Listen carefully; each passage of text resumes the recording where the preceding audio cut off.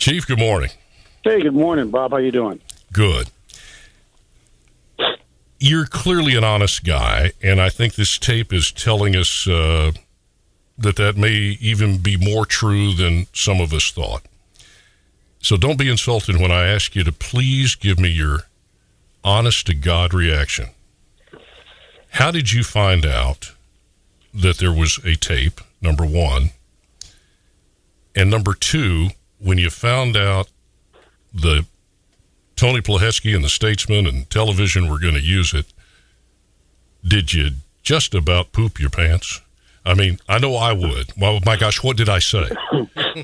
Well, first of all, no, I didn't poop my pants because I remember the meeting very vividly.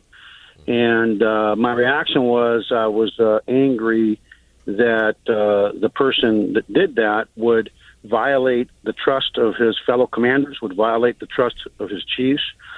And then I thought to myself, have at it. Now, having said that, when Plahetsky called me, I very forcefully and Anna Sabana from the Public Information Office and Brian Manley forcefully argued against doing a story because we don't see why there's a story. There's nothing in that video, in that audio, that I haven't said publicly in the media, publicly in community forums, publicly in meetings.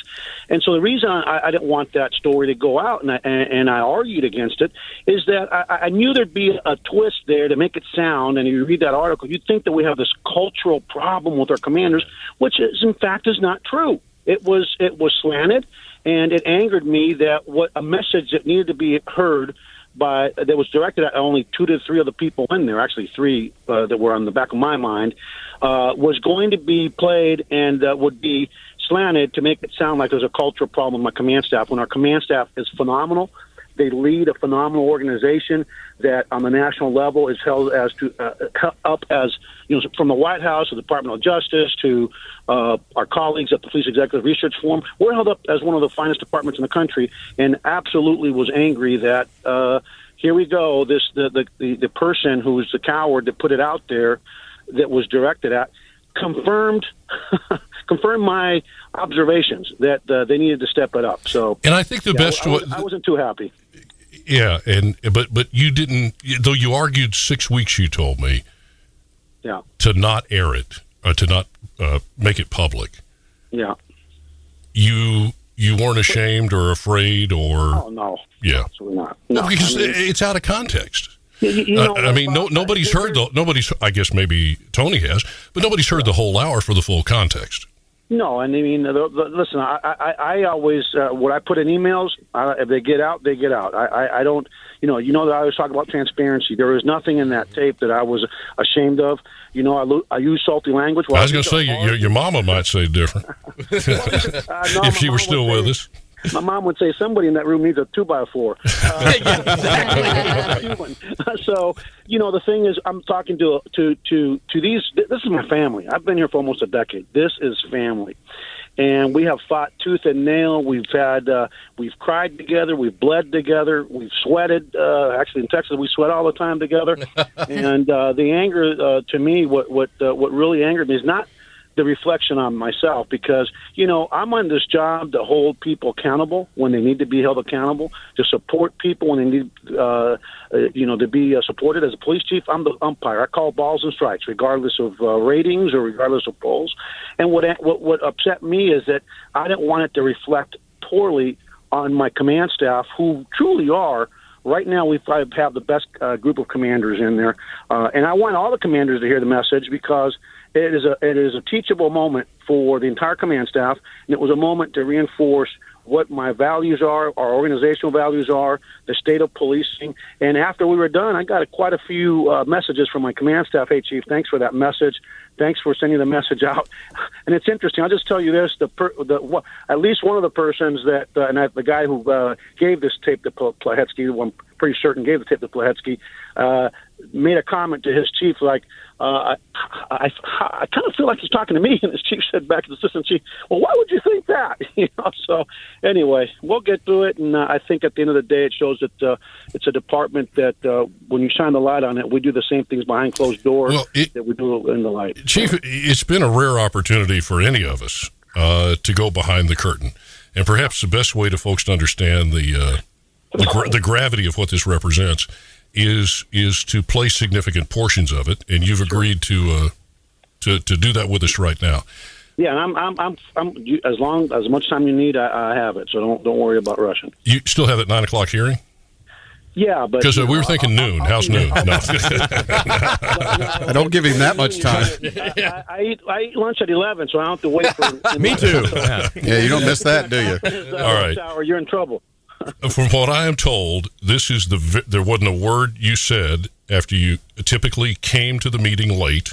Not my fault anymore. It's not my fault anymore. So that was. I'll blame that on Harmon Tucker. so you came in late, and I'm told this is the first thing you said. All right. Good morning, everybody.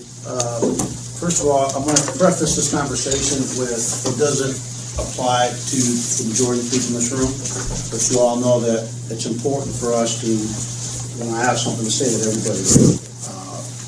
I've been here for 9 years. I've been gone for a week, had a lot of time to reflect. And I think that we have a lot of new commanders and a young commander corps. But here's the deal. We need to step it up. The last couple of years, we've been with this stuff about, communication, about morale. And let me just start with this. I really don't care about commander morale. I don't. You are professionals in one of the major state police departments in this nation. You took the test to put on that star, and with that star comes responsibility. Anybody disagree with that? You're making $150,000 as commanders, and you are executives, right? So I don't ever want to hear about commander morale. I'm done talking about commander morale. When I got here in 2007, you all remember the commanders that a lot of you worked for. There was a bunch of dinosaurs that were not leaders, were not engaged, were all about building their own little empires.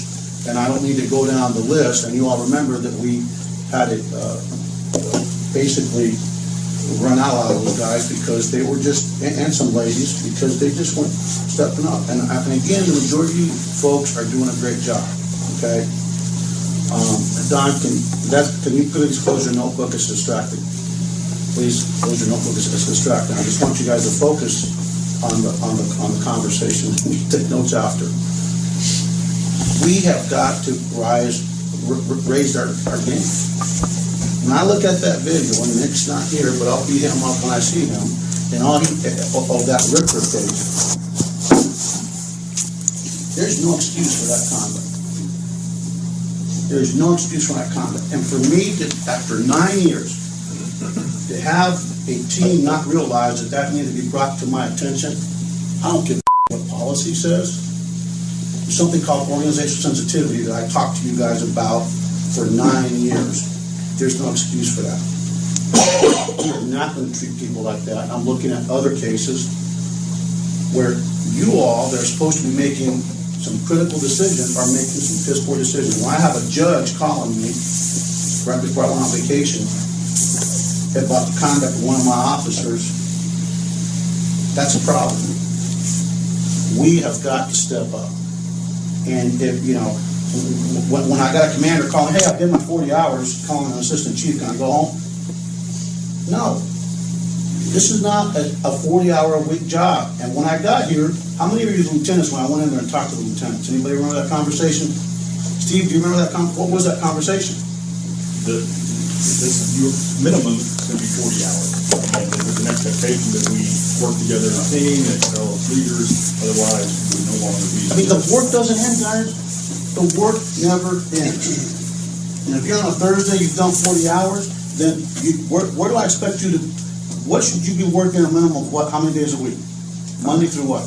All right. And what do I want you guys to work? Especially the patrol guys. And if you're not on patrol, and you have time on your hands, what do you need to do? Get out. The work never ends. The work never ends. You need to be responsible for knowing what's going on in your command at all times. You know, I got to tell you, yesterday I had dinner with Box, and he's telling me that one of the things that he's getting complaints of from some of the backfill folks is that some of our patrol officers are all jumping on the 3 and 4 priorities and leaving the what for the backfill guys. Or this is all anecdotal. I haven't confirmed this, but you need to go back and look at what's going on with your shifts. Or they show up at a command to a shift. There are 3 guys on vacation, 2 doing something else, and only 2 patrol guys, and the rest is what? We didn't do 100% staffing for us to do. What did I say? It was not for you all to go ahead and give extra days off to people or put more people on the map. Am I making sense? So we have got to get engaged. We have got to. You are commanders. If you don't like it, just about everybody in here is eligible for retirement, right? You can move on, or you can demote. Hey, I am not going to hold that against anybody if it's not for you. But we have got to step up. So you told him there, and as I understand, multiple times throughout that hour, if you're not up to it, I need you to step down or retire. Have any of those commanders retired since that meeting? Yes. How many? One, year to date. So one has retired, and and the bottom line is that the message is: listen, this is not for everybody. Not everybody wants to have to be the bad guy. Not everybody wants to work the 24/7, 365 days a year. And and I was challenging our folks, especially the 2 to 3 that I was talking to do some self-reflection. What we do is too important to be in it only halfway with only your feet in the water. You need to go in head deep. So that message was just to say, hey, and if it's not for you and you want to demote, and I meant that, hey, take a voluntary demotion. Go be a lieutenant. Or take a voluntary demotion to sergeant, or take a voluntary demotion to officer. It's not for everybody, and I just wanted to make sure that people had that time to reflect. I had just gotten back from a 1 week long family reunion in Miami Beach, and we hadn't all gotten together since my 40th birthday. But I had a lot of time sitting on the beach to reflect about those couple of incidents, and I had reviewed in my mind the performance of every one of those commanders, and I said, we're doing really well with the vast majority of them, but there's a handful that need to step it up, and I came back, and that's when I delivered that message.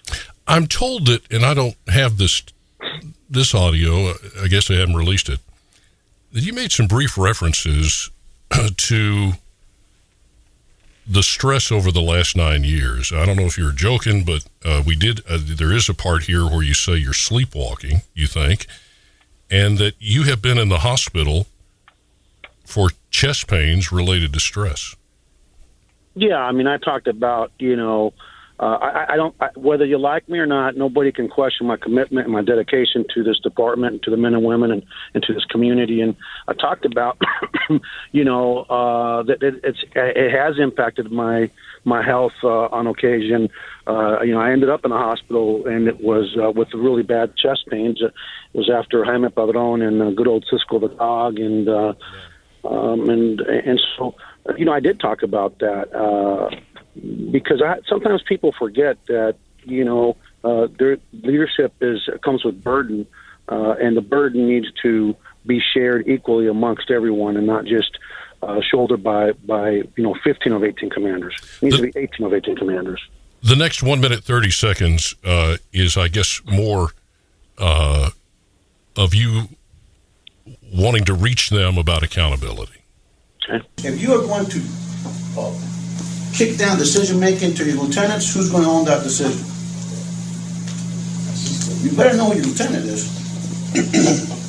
You better know what kind of judgment they have, and you better trust them. Some of you on patrol have some not the best person as your lieutenants. You need to start looking at, and some of you might have inherited them. You better take a hard look at who your lieutenants are, because I'm telling you, that person is a key, those individuals are key for your success. And don't be afraid to move people and get yourself people that are going to help you be successful. You are the chiefs of police in those neighborhoods. You're the chiefs of police.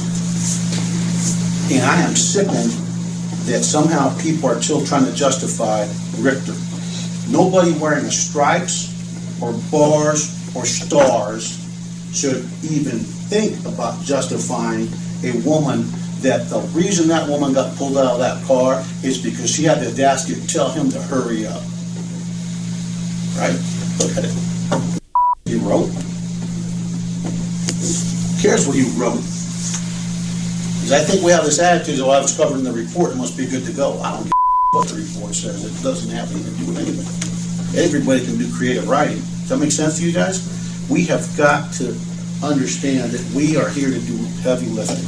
And if the lift is too heavy, you all need to start thinking about doing something else. So at this point, a casual observer here that gets to peek behind the curtain is seeing this is amounting to an ass chewing. Yeah, I think I'll let you make your own assessment. But, you were mad. I know you. The way you said stars and bars, you were mad. Well, I mean, I'm mad because I am so angry that the entire profession that I've given my adult life to is being maligned. And we've got people in leadership positions that now are blaming the cops, when in fact, this is the best generation of police officers in the history of American police, in the history of the free world. And the problem aren't the cops, because let's face it, 99% of police officers are absolute heroes that go out there and serve for 25 to 30 years and never abuse anybody, never shoot anybody, never kill anybody. Somebody here is clapping. That's me. That's me. Who's that? Troy. Yeah. Hey, Troy, if you don't bring me some rain soon, we're going to have to chew you out. Move on, Chief. Move on. So I mean, that's what angers me. The problem in American policing are people like me, people that wear stars and bars that aren't willing, Bob, to hold that 1% accountable and to call them appropriately. Hey, it breaks your heart when you have to take people on. It breaks your heart when you have to fire somebody you know is a good person. But policing isn't for everybody, and when it manifests itself in a critical situation and they don't handle it well and people die, we have to make those tough calls, because when we don't, that's why we have this false narrative that the police profession is broken. And that's what's angering me. And I've shared this sentiment with this. I'm the first vice president of the Major State Chiefs, and believe me, all my colleagues know how I feel, and I'm pointing the finger at them, not at the cops. Well, you make that clear. Our next segment is the other long one. It is 4 minutes. Okay. But it is perhaps the most passionate about the headline here, I guess, is you trying to get into their heads that there's a new sheriff in town and it's you. And it's 2016. Okay. Here we go. Okay. There is no excuse for this department not to be successful. There's none. There's no excuse. And if it fails, it's because of us in this room. And I'm telling you, I told these guys, I got a piece of their asses before I left and when I got back, is that I have given 9 years of my life to the Austin Police Department. I don't care if you like me. I don't care if you don't like me. If you like me, I don't really care. But I give about our men and women. I care about our organization. And most importantly, I care about this profession that every one of us has dedicated our adult life to. And we are at a crossroads in American policing. And the problem ain't the cops. The problem is leadership.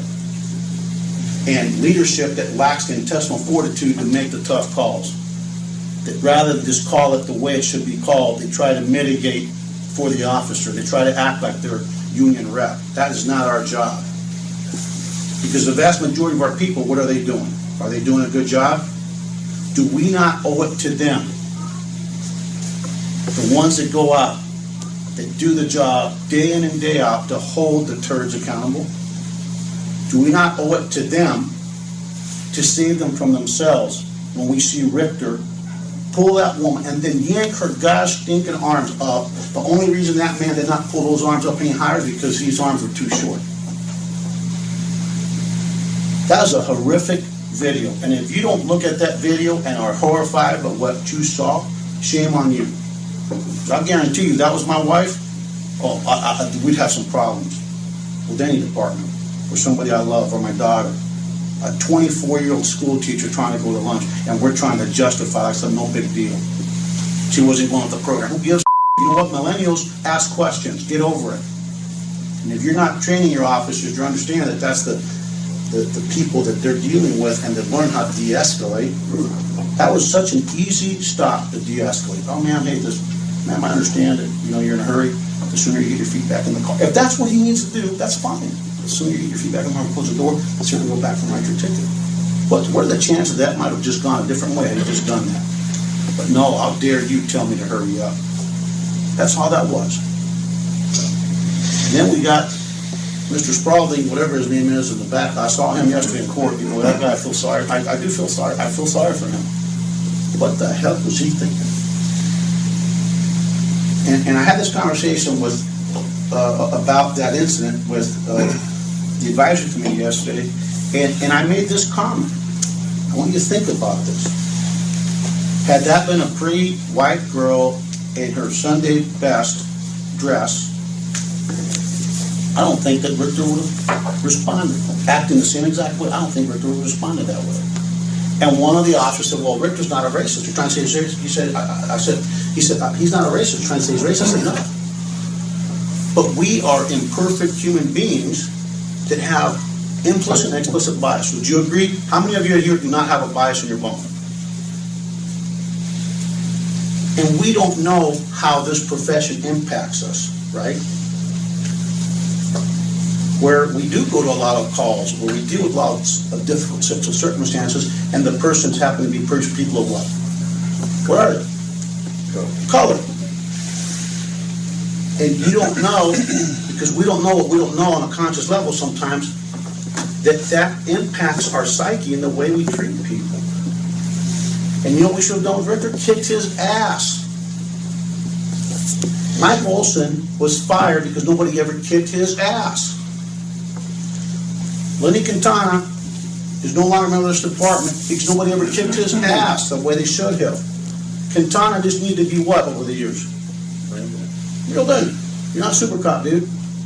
Right? Our job is to keep people from harming themselves and to kick people in the ass when they need to move. I'd rather reel somebody in than have to do what? Because Richter, he's a good cop, he's hardworking. So I don't want just a hardworking cop. I want a right-working cop. So, Chief Art Acevedo, who's with us. Chief, you clearly and passionately are spelling out your expectations to your 18 commanders there. But is there more than telling them, I got to ask this, hey, I need them all to act right. Get on the ball. But the majority of your staff wasn't trained in 2016 standards. So for these chiefs who have been there up to 30 years, right down to the, your latest cadets even, do you have any training planned? Because it's so much of it now is obviously in 2016 going to differ from when they were trained. Well, here's my response to that is number one, we do have some trainings coming in because I want to. The more excuses that you eliminate from people's vocabulary, the more chances are that they'll fall in line. But remember this, Bob. I've been here for 9.5 years, and I've been training my people in many, many conversations and many, many instances in leadership command college and meetings with the command staff. So that's like the union narrative. Oh, they learned how to be a cop 30 years ago. Well, guess what? I would learn how to be a cop 30 years ago. And part of the intellectual capacity you need to have is be able to evolve as the profession evolves. But what we're doing, just to check another box, is I'm bringing in training on how to appropriately assess use of force incidents. We're bringing in training on implicit and explicit bias that's going on now, and the entire command staff and the entire department's going through it this month. We're going through it next month. We're going to provide more training. But the bottom line is that common sense and good judgment isn't a matter. It's you either have it or you don't. And I will tell you that our folks have it. The vast majority of them have it. And the two or three whose attention I was really addressing directly, it's not a matter of not being trained. It's a matter of not wanting to do what they need to do. A cop, I won't say any names or any incidents, but I had a commander that and his lieutenants arguing that a set of facts wasn't a criminal offense based on that a cop did, and trying to defend him with these horrific, crazy defense that they provided. Well, that cop ended up being convicted. So, it isn't rocket science, but we are going to bring some additional training. And not that we need any more validation as to your commitment, but there's a reason I would like folks to hear the final piece of this tape. It's 1 minute and 30 seconds. And I'd like you to listen as well. I'm committed. I'm full of piss and vinegar. You know what? I think I've been sleepwalking a little bit. I really do. I don't think that I've been as committed to you all the last year. I really don't believe so. And I apologize for that. I've got a lot of battles I'm fighting. Some of you guys saw, and I've been fighting those battles for 9 years. But you know what? No excuses for me. I'm committed. I'm committed because we've done too much as a team to go back now. We've only got one place to go, and that's straight ahead. And if you're not part of that vision, I'm telling you, if you're not committed, check out.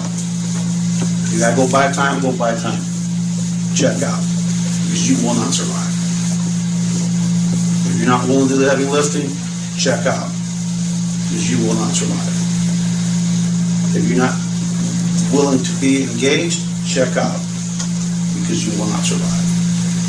And at the end of the day, goes wrong in this department, who's it on? And I'm not going to fail. I have never failed in 30 years. I started having your name dragged in the paper and surveilled and just hell on earth. I'm not a quitter. And I don't have any room or tolerance for quitters or slugs, especially when they wear stars, bars, and stripes. You say you have no tolerance for quitters and slugs, especially on this department. You say that you're full of piss and vinegar, that you confess that your last year of engagement may not have been what it should have been, and you apologize to them for that. But you said, I'm not a quitter, and I'm committed. I got to ask you, given the constant barrage of confirmed rumors of all the cities that want to recruit you because of your reputation here, and that includes top law enforcement posts in Washington, D.C., and those rumors are being confirmed that they're happening again right now. Are you staying? Yeah, I'm staying. Today's Friday. I'm staying for as long as I'm still having fun, and more importantly, I'm staying for as long as I'm effective. But, we've talked about this over the years. I've got to keep also my options open because, there is a shelf life. I've been here. I'm going on 10 years in July. So I was always. Good God, you ran off the last city manager. What else you need? No, I think that was KOKEFM. Well, then you damn sure better not leave. Yeah, when you said you were going to play that Impassioned, I go, holy cow, is that where I said? And you all better be listening to KOKEFM every morning, Bob and Friends. Anyway, but guys, it's again, I mean, I'm just frustrated that. This story that I didn't want to get out, not because there's nothing in there that I don't absolutely accept and own and stand by, but because I don't want people to get the impression that our department is broken. This command staff is phenomenal. I can tell you that the message I think is already working for those 2 to 3 people. It's having its desired effect. And the most important thing is that our community needs to know that you are served by a police department that is second to none and is led by people that are second to none. I've been blessed to help change the culture, but you know what? I just set the vision, and our leadership team and the men and women they lead have evolved our culture that truly is a phenomenal culture. But life's about points of reference, and some people don't appreciate it because they've never been policed by a bad police department, so they can't truly appreciate what they've got in front of them. And so I just don't want people to think that this chewing, as a reflection of the whole, and with a reflection of the majority of the people. The last thing I'll say is that you've got your union president there. Retaliation this and retaliation that. No. There's another word. Unions and people, when they're the target of accountability, always use retaliation. And let me just say this: when you don't perform, you can expect one thing, and that is that you will be held accountable. And while some call accountability retaliation, I call it doing my job as a chief of police doing my job as a leader, and by holding people accountable and helping mold their behavior, ultimately you'll save careers, and more importantly, you will build the trust that we all depend on to keep our officers safe and our community safe. This is not a pre-rehearsed question. Dennis Ferris spent all those years with you as executive assistant, and I probably are not betraying a confidence in saying that Dennis has been concerned for you lately that your tough decisions may alienate and perhaps was alienating some people within the department. Dennis, now that you've heard the tape, the guy you know, the public is hearing this tape, what do you think? I think it's the chief being the chief. I mean, he is who he is. God, I tell people what he said. I've heard him say worse, to be honest with you. Yeah, but that was about you, Dennis. I understand that. Look, we got to end it as a good. No, I took over where you left off. Believe me. But no, this is my friend being who he is. I mean, that's the reason he was brought here, was because we were in the mud. We were sunk up to our axles in the mud, to use that metaphor. And he came in here. The public didn't trust us. They didn't like us, and the morale was horrible when Chief got here. And he came in and changed the culture. And look, you can't police in 2016 the way we policed in the late 80s and the early 90s. You just don't police that way anymore. And this city especially. And folks, it is the hardest city in America, and I think the chief will agree with me, to police in. That's what John McCain told him. Yeah, he did. This is the hardest city in America to police in because we don't police the way everybody else does. And the chief made the comment one time, how you can tell that the difference in cities is in Houston and L.A. and places, New Orleans, when police pull somebody of color over, their hands immediately go up or out the window. That doesn't happen in Austin, Texas. And the chief has told people that many, many times. So this is who he is. And you know what, Chief, you're right. You've told us from the beginning you were going to hold everybody accountable, and every rank was going to be held more accountable than the rank lower to them. And that goes all the way to the top. Well, Chief, it appears as if, at least right now, that at least one commander who was upset with your leadership has put out a tape to embarrass you, and based on all the reaction, turned you into twice the community hero you already were. I agree with that. Mm-hmm. Well, Pulaski tried to act like he didn't know the motivation, but I think you seem irritated at him. I think you ought to buy him a car. Can you run for president? Yeah. No. I mean, it's just it is what it is. I just do my job, and I always tell people, if you're afraid to lose your job as a leader, you're not doing it. And so, we'll move on. Like I said, I think it's had its desired effect that speech. Everybody, and I talked to the commanders yesterday about the story coming out, and I told them I didn't think any of them that are here were involved. I don't think anybody in that command staff has a bad heart, but the one person that did that, that was a kid. They really showed a character flaw, and they showed that. I thought it was a performance issue, but it was a character issue. But everybody that's left, I think they've heard it. Most of them were already on board, and the other couple of guys, I'm confident in them that they'll pick it up. We will move forward, forge ahead, and on. How's it go forward and ahead? I don't know. This is my second language, but I'm happy that we can move on now with doing what we do best, and that's policing one of the greatest cities in the country that's being kept safe by one of the greatest group of men and women in this noble profession.